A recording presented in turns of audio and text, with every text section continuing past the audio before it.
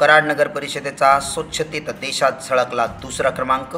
कराडांचा अभिमान, देशात स्वच्छतेत वटवलेले यश. कराड नगर परिषदेचा ऐतिहासिक विजय, देशात मिळवला स्वच्छतेचा दुसरा क्रमांक. कराडांना अभिमान वाटावासा क्षण, स्वच्छ भारत मोहिमेतील झळाळती यशोगाथा.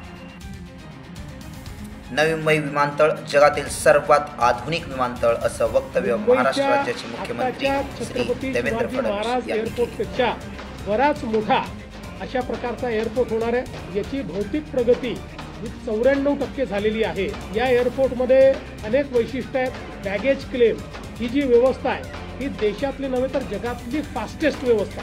हा ग्रीन एअरपोर्ट आहे. याच्यामध्ये 37 मेगावॅट ग्रीन वीज वापरली जाणार आहे. इथले सगळ्या व्हेकल्स जे आहेत या EV राहणार आहेत.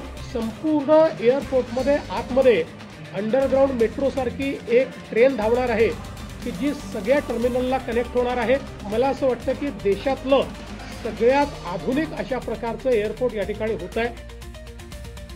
आणि पुढील बातमी अहिल्यानगर या शहरातून.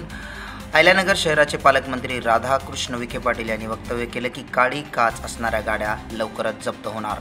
कायद्याच्या विरुद्ध आहे म्हणून जिल्हा प्रशासनाला पोलीस अधिकाऱ्यांना त्या सूचना दिलेल्या आहेत. या सगळ्या काळ्या काचा असणाऱ्या गाड्या जप्त करा. या सगळ्या छोट्या नंबर प्लेट वाहून जातात.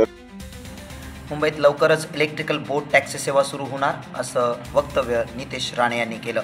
ही सेवा मुंबई ते नवी मुंबईपर्यंत होणार आहे आणि 40 मिनिटात होणार नवी मुंबई ते मुंबईचा प्रवास.